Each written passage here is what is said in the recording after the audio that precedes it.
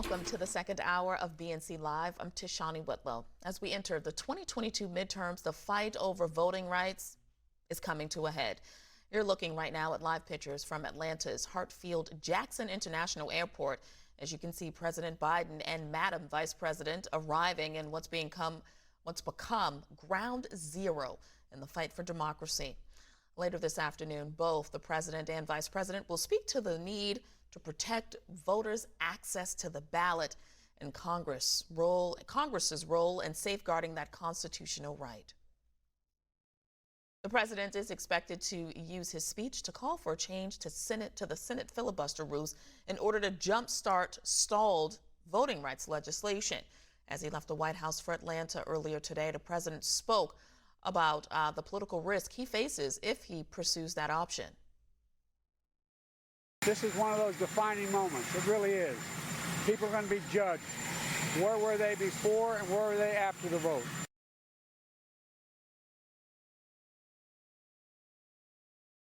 In the Peach State, Republicans began their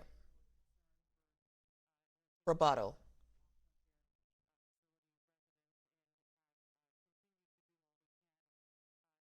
Just a few miles from here, the president and vice president will push to change long-standing rules so they can push a partisan bill that rigs the rules of elections to favor Democrats. Make no mistake, this is an attempt to weaken election security under the guise of voting rights.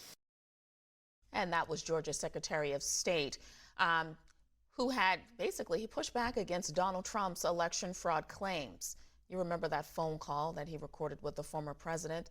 He pushed back on those claims to undermine Georgia's 2020 election, calling voting rights legislation a federal takeover. But the president's visit isn't getting much more support from the left either. Georgia voting rights groups plan to boycott President Biden's speech, saying they don't want platitudes and promises. They want action. All right, joining me now on that pushback that the president is receiving, we have BNC political contributor Ameshia Cross. Ameshia, always a pleasure. Thank you for joining us. The president has given several speeches. We've discussed this already on voting rights since taking office. But do Senate Democrats even have a plan to secure voting rights? I mean, they need everyone on board, every single member. Absolutely, Tashani. And that's the most important thing that we have to remember here. At the end of the day, like Georgia voters, the majority of Black people across this country are tired of hearing the platitudes, tired of hearing the bumper sticker messages about voting rights, because there has to be an acknowledgement that voting rights action is not taking place in the streets. It's not taking place in the conversations or in the rhetoric. Voting rights activism as it relates to changing these voter restrictive laws has to happen at the federal level. They have to get blocked. They have to be dismantled. We have to ensure that the John Lewis Voting Rights Act is passed. We have to ensure that the Freedom to Vote Act is passed. These are things that the president himself cannot do. But with that being said, he was a leader in the Senate for 40 years. That's longer than I've been on this earth.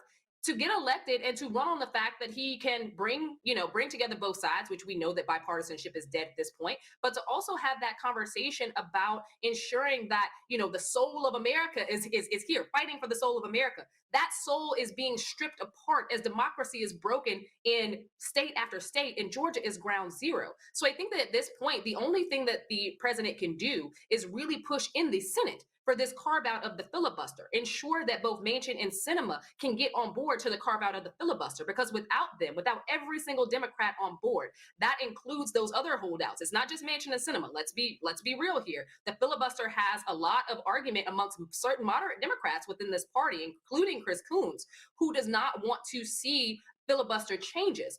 Filibuster changes have to happen to ensure that voting rights are upheld, that our democracy is upheld. And that's what matters, not rhetoric. Yeah, exactly. And that's exactly what voting rights groups in Georgia are telling the president and vice president. They're like, hey, we don't want any more photo ops, right?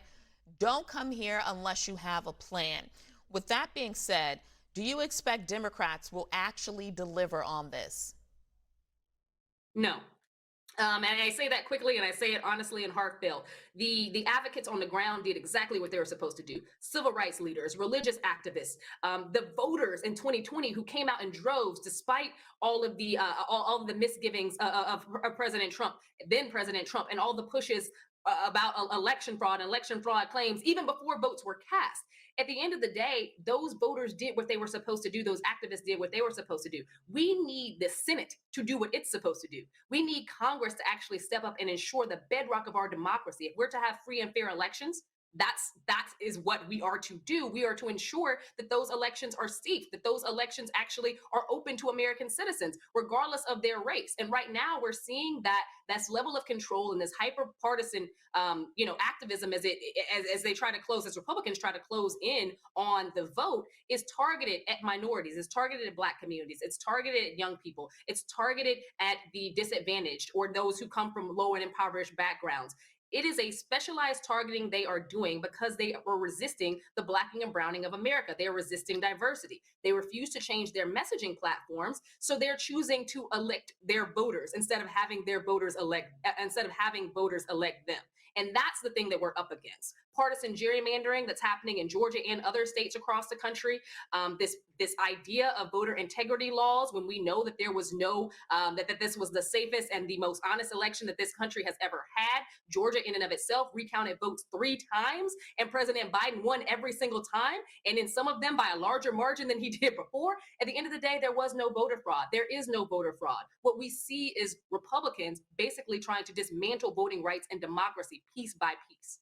So, Ameshia, what is the White House doing? I mean, here we are days before MLK Day. MLK's family is saying no celebration without legislation. The president, the vice president in Georgia, home of John Lewis, still both of those bills, John Lewis Voting Rights Act in his honor, stalling, the Freedom to Vote Act stalling. I mean, is he not getting the message? Like, we're tired of the speeches.